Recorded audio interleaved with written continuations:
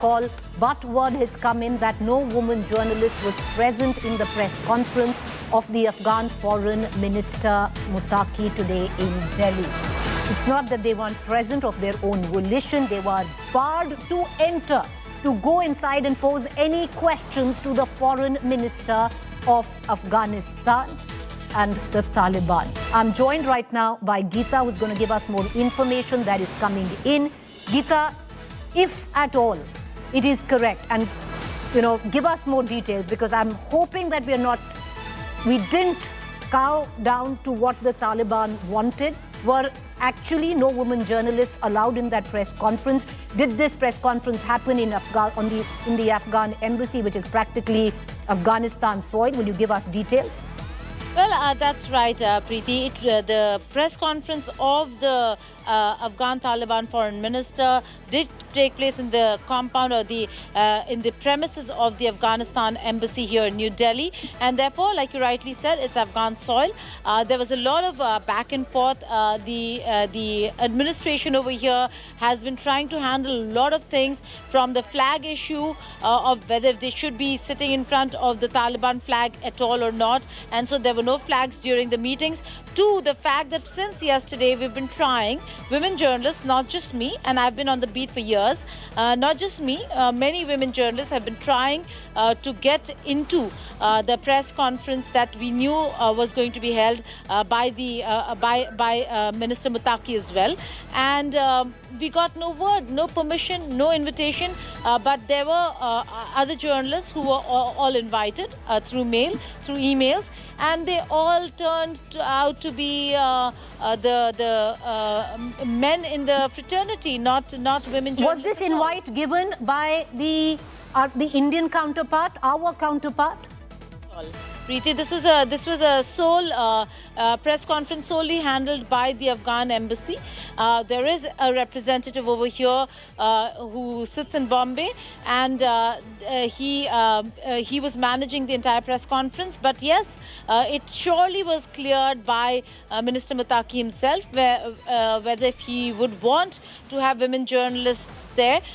We do not know whether if it is to do only with presence, but because it's not like they don't interact with women at all. It more so maybe had to do with the fact that a lot of tough questions on the situation of women in Afghanistan would have been posed to the minister.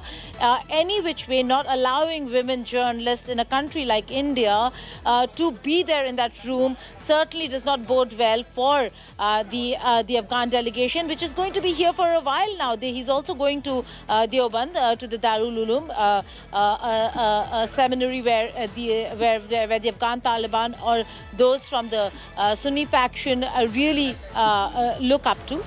So he's going to be there, but certainly no access to women journalists, and a huge row or controversy over the Afghan flag, whether the old flag should still continue to fly at the embassy, or whether if they should have the new Taliban flag.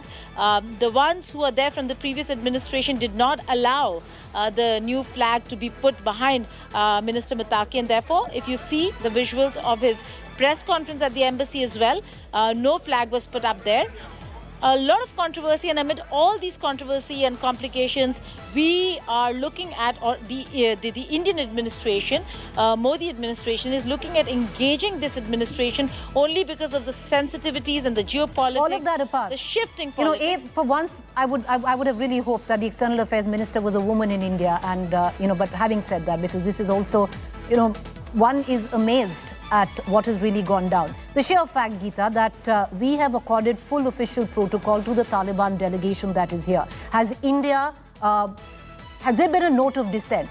Has India lodged a complaint of our women journalists not being allowed where this press conference was taking place? Of course, it's foreign soil, it's the Afghan embassy.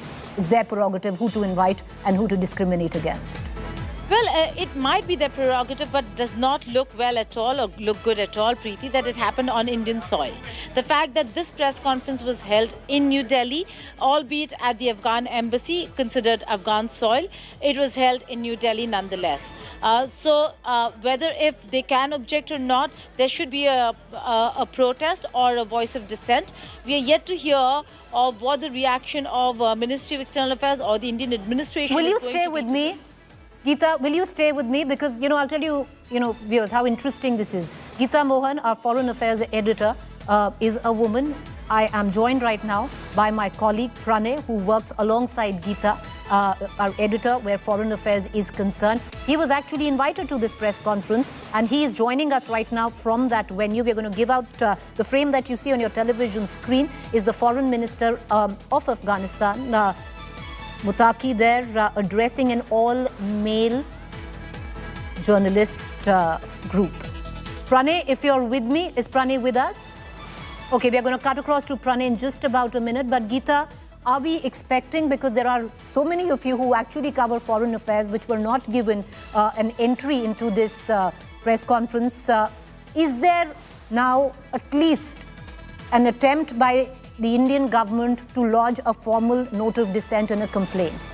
Well, as of now, Preeti, we do not know whether there's going to be one or whether there already has been one. But we do understand that there was a lot of conversation in how this entire press conference will be held, where it should be held. Initially, there was also conversation that the press conference could be held at the dignitary's hotel where he's staying. But that would have meant Indian soil. Now, that would have raised matters and made it much, much worse. And over here, there are many who are from the earlier administration at the embassy. There are only a few who are those representing the Taliban administration, and therefore they were not very happy and did not want to allow Muttaqi press conference at the embassy. Nonetheless, after a lot of conversation to and fro, it was decided that the press conference will take place at the embassy, and it was most probably, Preeti, because keeping in mind that Minister Muttaqi would not have entertained women journalists, right, or they would not. Geeta, we are joined by Pranay, and once again, for those of you who are just tuning in and you're reading our news break, it is actually true. As a woman journalist, I am appalled today. As an Indian, I'm appalled today that you have the foreign minister of the Taliban coming in, addressing a press conference. Of course, it's happened at the Afghan embassy, so therefore considered technically foreign soil, but not allow a single woman Indian journalist while you're addressing a press conference to actually come in. My colleague Pranay, very competent, but surely on the basis of his gender today was given that pass to enter and attend that press conference. But Pranay, will you take us through on what really happened? Because many of us are yet to come and, come to terms with the fact that this can actually happen in New Delhi. Indeed, I think, Preeti, this was unusual. I am unable to put it in words because probably in my career of over 20 years of journalism, this is for the first time I have seen the gender-based segregation. But we only realized this thing after entering the press conference room, because we ended up finding that most of the men or male journalists were there in the press conference room. It was on invitation. It is right that it was on invitation. They called up, but it often such press conferences, such high-level interaction happen on the basis of selected invitation. Very few from every organization get the invite for interaction. But was there exactly a gender bias or the segregation or selection done by the Afghans? We do not know, because the embassy currently under the administration of the erstwhile government, but the Taliban leader Amir Khan Muttaqi was addressing a press conference. It was also unusual. So many unusuals were there in that presser. But women indeed, journalists try and enter the area where the press conference was taking place. Did they try and enter the Afghan embassy, considering some of them have been covering foreign affairs for decades? Did they attempt to gain access? Some of the women journalists were there at the gate, but they were giving selective access, like, they were calling the names, they were asking people to check their name in the list, and then they were allowing, which is a usual process. Was this an all-male list then? Because some of these women, whoever was woman and female standing outside that gate wasn't allowed entry. Were there any women inside at all, Pranay? No, definitely there was no women journalist inside the room. There was no women at all in the press conference, for that matter, because Mr. Muttaqi, his team, including everyone, were like, the male members of the press corps were there. So we do not know. But yes, Pranay, indeed, was any question posed to Mr. Muttaqi on the condition, the discrimination, the gender appetite that is taking place in Afghanistan by any of the male journalists present? Yes. Not only that, I personally, I have also asked that, if government of India has decided to enhance or to enlarge the visas for the Afghan nationals, how many women you are going to send for the education, for the higher education to India from Afghanistan? To which he responded that this is for the institutions to decide. This is for the institutions to work out the modalities, and they will eventually decide that who will be sent and how the Indian universities or education institutions will receive them. So definitely he was not forthcoming to respond to this Pranay, question. was any On the other question side, asked of the Afghan administration now? Yes. That why were any women journalists denied access to this press conference, Indian women journalists? Unfortunately, the questions were limited to the news topics there, and in fact, he left the press conference very abruptly. He said that I have some other engagements and I have to go somewhere. These are the prior commitments, and I have to go for an important event, and that's why he left. So many of the male journalists also could not complete or ask their questions. However, there was a particular question about the plight of women in Afghanistan, their rights, their human rights conditions, and other aspects of the women right in What Afghanistan. did he have to say about that? Yeah. He said, obviously, their position. So he said that we are there, we are the government there, we are ensuring every country, every government has their own system, and we are ensuring that everyone in Afghanistan gets their right, and everyone, we are ensuring how the system in Afghanistan can work together, and it's an approach by the Taliban administration that we are ensuring law and order. We are ensuring that everyone gets, the healthcare and other, facilities. So we are there, and we do not expect, other governments to preach us, to tell us. This was in reference to the Western governments he was referring to. He said that, many people say many things about Afghanistan, but that is a propaganda. We know that how people in Afghanistan, especially be it women or be it, Right.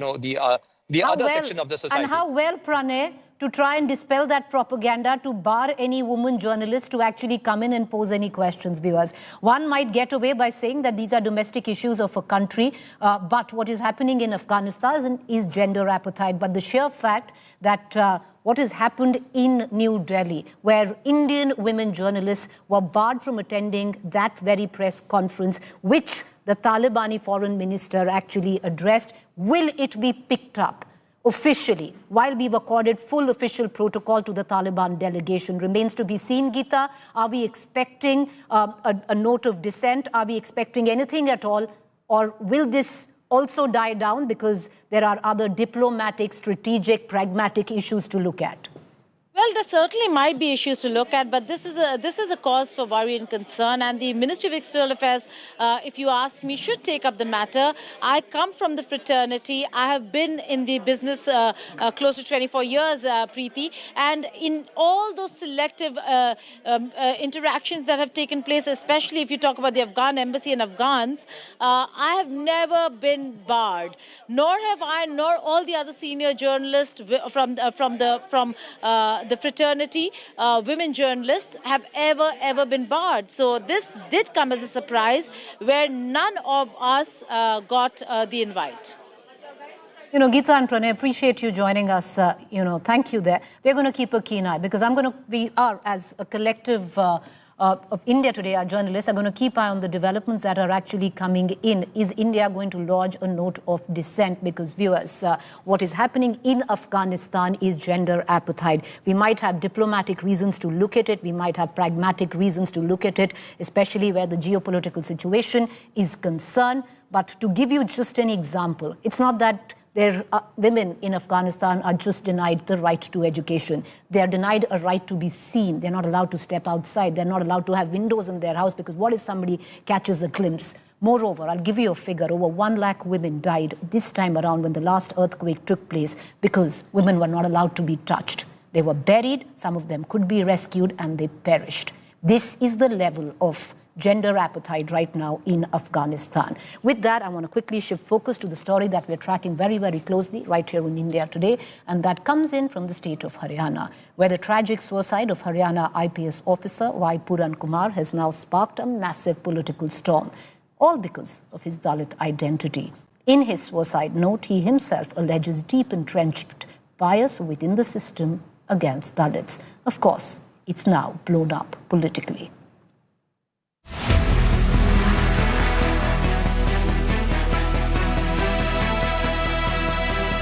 A new round-the-clock security post has been created outside dead IPS officer Y. Puran Kumar's house. His wife, an IAS officer herself, Amneet P. Kumar, in a letter to the Chief Minister of Haryana, had earlier asked for this security cover. ADGP Y. Puran Kumar was found dead with a gunshot wound at his Chandigarh residence on Tuesday, 7th October.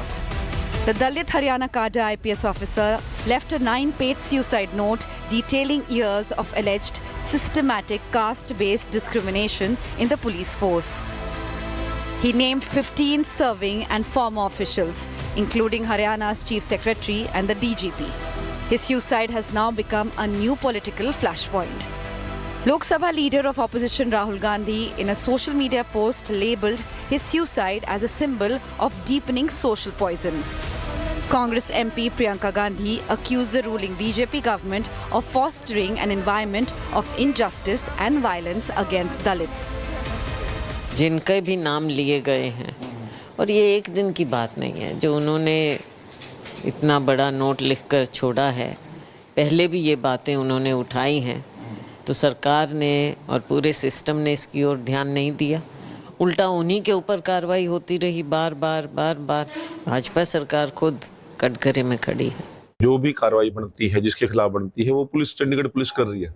इसमें हरियाणा का बहुत ज्यादा कोई role रहने वाला है नहीं, क्योंकि मामला सारा चंडीगढ़ का है, परंतु वो अधिकारी हमारा था। State bureaucrats and Dalit organizations are demanding actions from the government and immediate arrest of people named in the suicide note of ADGP Y. Puran Kumar. Basic arrest क्यों नहीं हुए हैं? इमीडिएटली रिस्पॉन्सिबल है भाई पुरन कुमार को मजबूर करने के लिए, ये कदम उठाने के लिए। तो DGP Haryana Satyajit Kapoor and SP Rohtak, उनके अरेस्ट क्यों नहीं हुआ अभी तक, ये मांगने जा रहे हैं। पोस्टमार्टम तभी नहीं हो रहा अभी तक? नहीं, वो आप फैमिली से पूछो। A day before ADGP Y. Puran Kumar took his life, the second Dalit Chief Justice of India was assaulted in the Supreme Court in the middle of an ongoing proceeding. A lawyer allegedly to defend the Sanatan Dharm hurled shoe at the CJI Gawai. The opposition then called the attack on CJI an attack on the Constitution of India. Few days before 6th October attack on the CJI, a Dalit youth in Raebareli, Uttar Pradesh was killed in mob lynching. 38-year-old Hariom, suspected of being a drone chor, lost his life for the widespread rumors across the state. Videos of him being beaten went viral soon.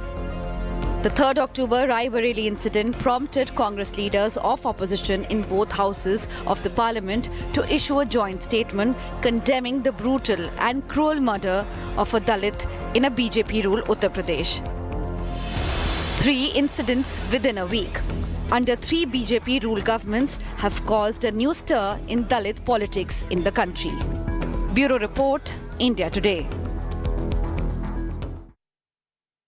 All right, let's quickly cut across to our guest this evening. Joining me, Karan Verma, author, political analyst in the studio, Tehseen Poonawala, political analyst, Dr. Suraj Yengre, Harvard and Oxford scholar, author of Caste Matters, Raghav Awasthi, political analyst, Rashid Kidwai, author and political commentator. We begin with Rashid Kidwai.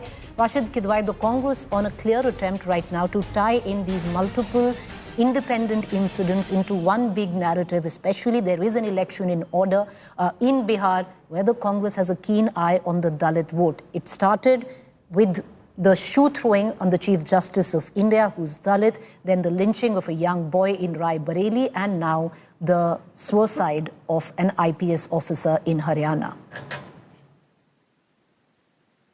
I think, Preeti, this is most unfortunate. Each incident is a blot on our civil society, on our constitutional mechanism, and there is very little accountability. To accuse the opposition of any kind of seeking political mileage is also wrong and uncalled for, because these events are so glaring that it should have actually shaken the collective conscience of our political class and political parties, cutting across party lines and ideologies, should have come forward and expressed solidarity. So it's like me versus they. That kind of narrative is uncalled for, and therefore I think it's very grave. And there are times, and Preeti, we must also make a distinction between a mandate having any kind of impact or not having an impact. If suppose Bihar goes in a certain way, politically speaking, then it would not mean that what has happened is there is any kind of approval or tacit approval. So we should be very careful about these things. We should not look at from the political prism. This is something that it makes us actually very conscious that in year 2025 these things are happening, and why there is a need for a greater sensitivity towards Dalits, and the political class must hold people who are responsible. It's just one point, that if the Chief Justice of India is being gracious, that does not mean that the culprit can go scot-free. That person there should be exemplary action against him. The thing that it is not between it's not a personal matter between the CGI and him. It's an insult to the nation. Fair point. So you're saying independent action should have been taken against the judge, even though this the entire incident took place within a courtroom and the Chief Justice of India had forgiven him. He could have been charged with contempt, but he was let go of. Karan Verma, I want to bring you in. This is the job of the opposition. 3 incidents have taken place where, the Chief Justice of this country was attacked inside the premises of a courtroom, and solely on what he had said on the basis of his Dalit identity. Then you have an incident in Raebareli where a young boy is lynched whose identity is, of course, Dalit. And then you have an incident of an IPS officer in Haryana whose letter, in his suicide letter, details the fact that he was discriminated against solely on the basis of his identity of being Dalit. Why should the opposition not pick this up as a pattern where it comes down to attacking one particular community? What's wrong with that? So, Preeti, at the outset, as you just said, that just because there's an election around, we can't just link the 3 and give it an identity. Each case has its own merit. When you talk about the Chief Justice being attacked, he wasn't attacked because he's a Dalit. I condemn the attack. I condemn every single incident. There should be a thorough investigation into this case as well. But to link everything to a BJP government acting against Dalits, that sort of narrative which Rahul Gandhi, Priyanka Vadra and Mallikarjun Kharge are building, I think that's not called for. There are instances of such crimes happening in Congress-ruled states also. Karnataka, for example, Karnataka has actually slashed SC/ST fund.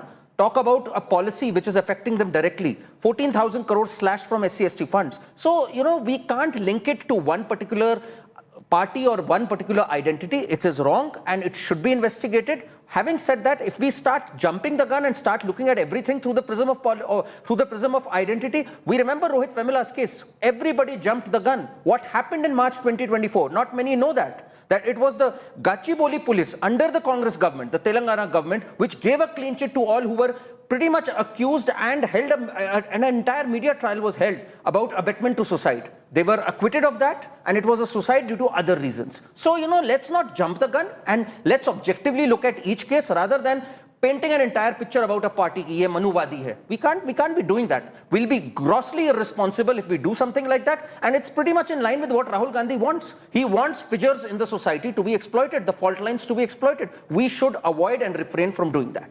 Tehseen Poonawalla, is it as simplistic as this? I wish it was as simple, but it isn't. The fact of the matter is, when the Chief Justice of India, a shoe is hurled at him, and the attacker goes about giving interviews and is platformed, that it shows the kind of mindset that is going on. I was on another show of a very prominent woman anchor, and full solidarity that the women anchors were not called and the women journalists were not called today. And the person who was defending the BJP, an official BJP spokesperson, said, "Ye kaise Dalit Chief Justice?" I'm using these words very clearly. "Jo Louis Vuitton ka scarf pehante." That is the level of insensitivity in our society as of today. This was a BJP spokesperson on a very prominent journalist show. That's what's happening in our country. Rashid is right. Maybe the Chief Justice has forgiven the attacker, but the attack was a criminal offense. Forget contempt of court. It was a criminal offense. He should have been in jail. Let me ask very humbly with my hands folded, if any other political leader this attack would have happened, would the attacker have been platformed and celebrated on social media? The fact is somebody who was mob lynched because they thought he was an alleged a criminal, and then the name of a chief minister is taken, shows the kind of mindset we're coming from. The opposition is not just duty bound, it is the moral responsibility of the opposition to bring this out, because this is our country. We cannot allow mob justice and a large section of our fellow citizens to be humiliated. If after 70 odd years of independence, the Chief Justice has shoes thrown and an official spokesperson says, but he wears a Louis Vuitton scarf, is that where we are heading as a country? And these remarks have happened for Kharge ji as well, who also comes from the same community. This community is continuing to be discriminated against. These are not my words, the words of our Honorable Prime Minister. You know, I want to cut across to Raghav Avasthi right now. Raghav Avasthi, the fact is something that Karan also said, that there is an attempt, especially by the opposition, to create fissures in society on the lines of caste. And I would reckon, you know, one can use that and say it when you come from a position of privilege where the caste hierarchy comes into question. Because I don't think that anybody's going to try and create fissures. Those fissures already exist. One can suggest that you have a political party that is trying to exploit that. You know, that's a question that can be asked. But to suggest that all is well and these, you know, crevices are being created politically would be the wrong reading of where we stand today. I think as far as the political angle is concerned, I doubt very much that any of this incident is going to have any sort of impact on the election in Bihar. Ultimately, the electorate votes on the basis of what they receive from various political parties. And this sort of news, maybe it might dominate a couple of news cycles, but I don't think it will have so much of an impact on election. The Congress party in any case is irrelevant. And they have been irrelevant for a long time in Bihar. Now, as far as the three incidents are concerned, each and every incident has to be evaluated on its merit. What happened in the courtroom that day was absolutely disgraceful. And this person, this so-called lawyer, should definitely be hauled up for criminal contempt of court. The problem in India is that there are too many lawyers who don't have enough briefs, but they still keep their bar license and they commit sometimes incidents like actions like this just to get some sort of mileage or publicity. So I think that's the first incident. As far as this suicide of this police officer is concerned, it has to be it has to be investigated as thoroughly as possible, and whoever the culprit has to be brought to book. And the same goes for the Raebareli incident. I do not believe in political terms that there is anything like a pan-India Dalit vote. Now I'm talking in my capacity as a student of politics. People vote on the basis of what they feel, on the basis of which party is going to deliver for them, whatever benefits they might get from any political party, is the deciding factor as far as their vote is concerned. Okay. And I think it is going to remain this way. Having said that, there are some politicians who become irrelevant. They've lost the third consecutive Lok Sabha election. In any other country, they would have been replaced as the face of the opposition long ago. And I think it's a bit of a systemic problem with the Congress party, which is why they try and behave like an NGO at times. All right. I want to bring in Dr. Yengre into this conversation. Dr. Yengre, you know, right now there is an attempt from either side. There's an attempt, and I'm just talking about the politics of it all. You can reflect on the social narrative. But you have the opposition that is trying to build in India each of these incidents as a longer and a more cohesive narrative of subjugation of a particular community, which they will or they look at leveraging politically, where there's nothing wrong in that. On the other hand, there is this attempt by the other side to suggest that these are all lone incidents and they've been just tied together. That's not quite the truth, is it, Dr. Yengre? It's good to see you, Preeti, and I commend the team who put together these three atrocities in a frame to just give us a picture of what just happened in a week's time. And it really ranges from various class, profession, and vocation that we kind of cover. Before coming on this panel, I spoke to current serving Dalit IPS officers and to kind of get their sense of how they look at it and how what their reaction is. And And it really starts from the day they pass the exam. And once they get to interviews, and when they get to interviews, obviously the interview bias then delegates them according to the rank. And then despite of all those barriers, some of them, a handful of them, cut through the cutthroat competition and then get the coveted post within the administrative, police, and revenue and so forth department. Now, when they go into this, training and so forth, there's this extremely unhelpful and almost a repressive psychology that works alongside them by fellow trainees, where first of all it is, you got it free, you are a quota candidate, and this just doesn't apply for the people who are in the service. This applies across various schools and colleges and examination. And then it doesn't just happen within the grades of, super class positions, but it happens across the kind of various ranks where people often kind of complain and talk to each other. Now, many, because of this kind of hostility, they're ashamed to disclose their caste. And I remember because they feel that they are from the quota, and oftentimes they just kind of end up living an isolated life. And what does that do, Preeti, is it doesn't really open yourself up to other possibilities of coalitions, solidarities, and groups. And many of them just want to just get the job because they've come from almost nothing to what they have. And that creates kind of a double whammy. The first is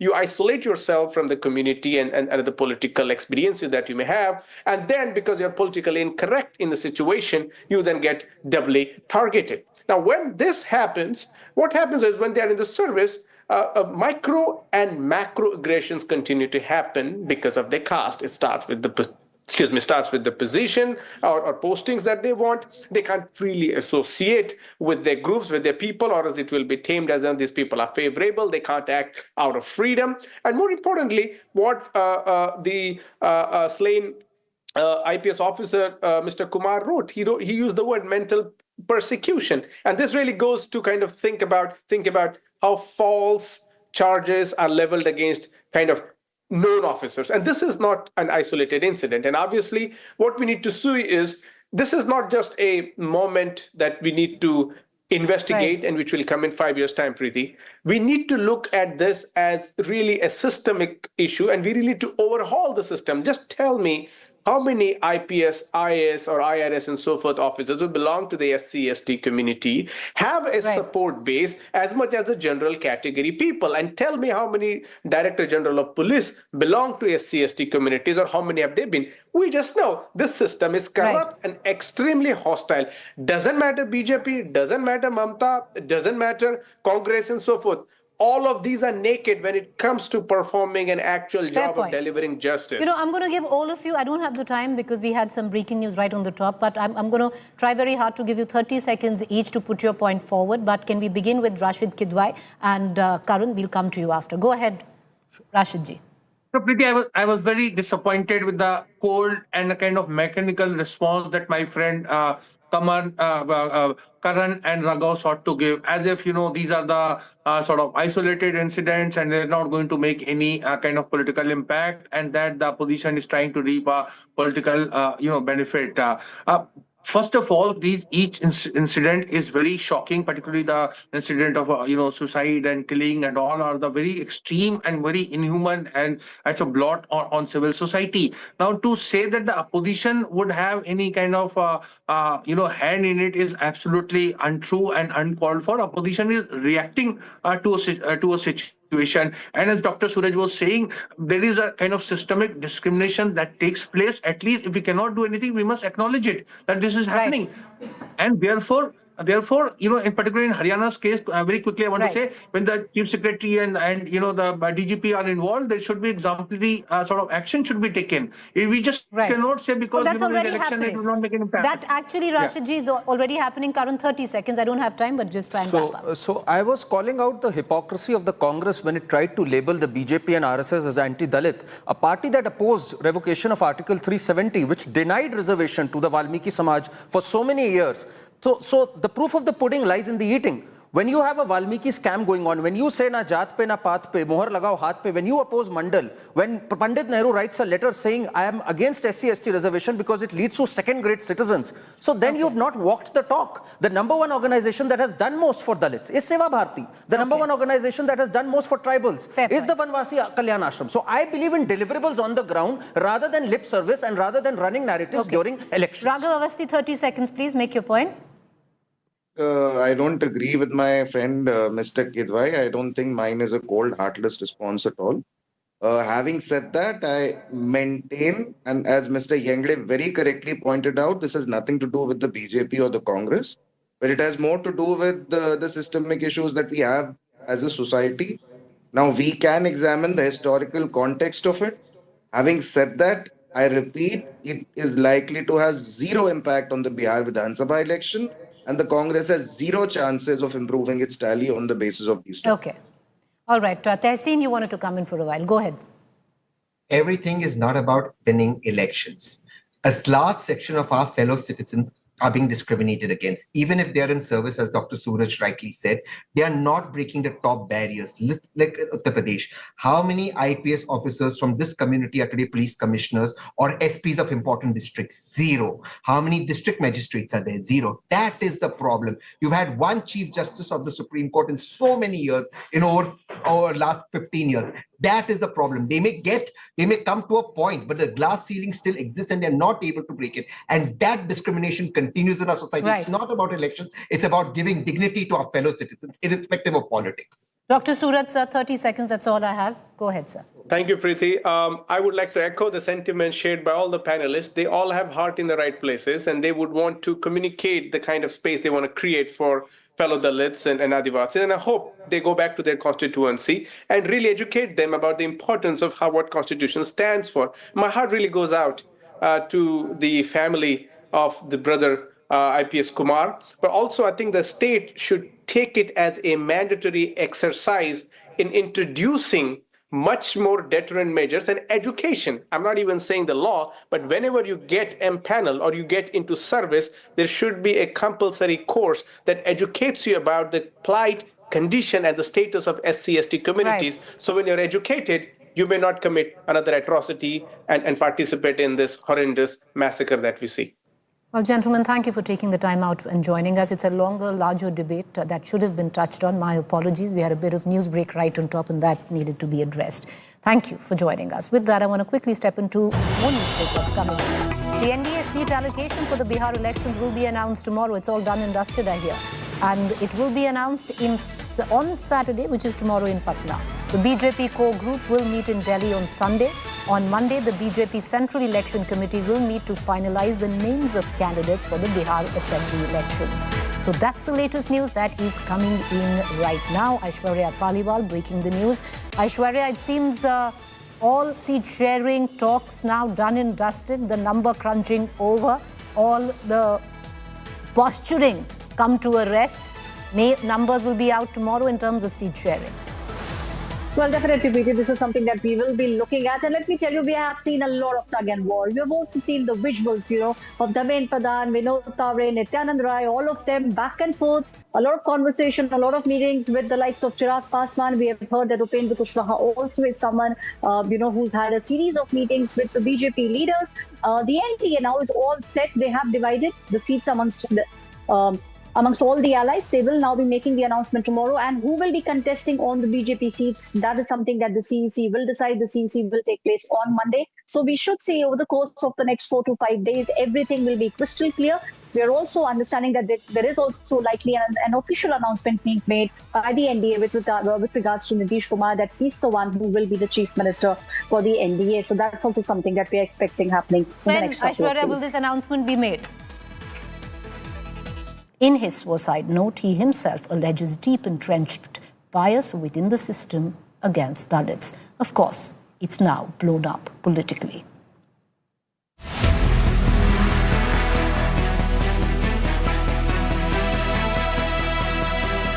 A new round-the-clock security post has been created outside dead IPS officer Y. Puran Kumar's house. His wife, an IAS officer herself, Amneet P. Kumar, in a letter to the Chief Minister of Haryana, had earlier asked for this security cover. ADGP Y Puran Kumar was found dead with a gunshot wound at his Chandigarh residence on Tuesday, 7th October. The Dalit Haryana cadre IPS officer left a 9-page suicide note detailing years of alleged systematic caste-based discrimination in the police force. He named 15 serving and former officials, including Haryana's Chief Secretary and the DGP. His suicide has now become a new political flashpoint. Lok Sabha leader of opposition Rahul Gandhi, in a social media post, labelled his suicide as a symbol of deepening social poison. Congress MP Priyanka Gandhi accused the ruling BJP government of fostering an environment of injustice and violence against Dalits. जिनके भी नाम लिए गए हैं और ये एक दिन की बात नहीं है जो उन्होंने इतना बड़ा नोट लिखकर छोड़ा है। पहले भी ये बातें उन्होंने उठाई हैं तो सरकार ने और पूरे सिस्टम ने इसकी ओर ध्यान नहीं दिया। उल्टा उन्हीं के ऊपर कार्रवाई होती रही बार बार। भाजपा सरकार खुद कटघरे में खड़ी है। जो भी कार्रवाई बनती है, जिसके खिलाफ बनती है, वो पुलिस, चंडीगढ़ पुलिस कर रही है। इसमें हरियाणा का बहुत ज्यादा कोई रोल रहने वाला है नहीं, क्योंकि मामला सारा चंडीगढ़ का है, परंतु वो अधिकारी हमारा था। State bureaucrats and Dalit organizations are demanding actions from the government and immediate arrest of people named in the suicide note of ADGP Y Puran Kumar. Basic arrest क्यों नहीं हुए हैं? इमीडिएटली रिस्पॉन्सिबल है भाई पुरन कुमार को मजबूर करने के लिए, ये कदम उठाने के लिए। तो डीजीपी हरियाणा सत्यजीत कपूर और एसपी रोहतक, उनके अरेस्ट क्यों नहीं हुआ अभी तक, ये मांगने जा रहे हैं। पोस्टमार्टम तभी नहीं हो रहा अभी तक? नहीं, वो आप फैमिली से पूछो। A day before ADGP Y Puran Kumar took his life, the second Dalit Chief Justice of India was assaulted in the Supreme Court in the middle of an ongoing proceeding. A lawyer allegedly to defend the Sanatan Dharm hurled shoe at the CJI Gawai. The opposition then called the attack on CJI an attack on the Constitution of India. Few days before 6th October attack on the CJI, a Dalit youth in Rai Bareli, Uttar Pradesh was killed in mob lynching. 38-year-old Hariom, suspected of being a drone chor, lost his life for the widespread rumors across the state. Videos of him being beaten went viral soon. The 3rd October Rai Bareli incident prompted Congress leaders of opposition in both houses of the parliament to issue a joint statement condemning the brutal and cruel murder of a Dalit in a BJP-ruled Uttar Pradesh. 3 incidents within a week under 3 BJP-ruled governments have caused a new stir in Dalit politics in the country. Bureau Report, India Today. All right, let's quickly cut across to our guest this evening. Joining me, Karan Verma, author, political analyst in the studio, Tehseen Poonawala, political analyst, Dr. Suraj Yengre, Harvard and Oxford scholar, author of Caste Matters, Raghav Awasthi, political analyst, Rashid Kidwai, author and political commentator. We begin with Rashid Kidwai. Rashid Kidwai, the Congress on a clear attempt right now to tie in these multiple independent incidents into one big narrative, especially there is an election in order in Bihar where the Congress has a keen eye on the Dalit vote. It started with the shoe throwing on the Chief Justice of India, who's Dalit, then the lynching of a young boy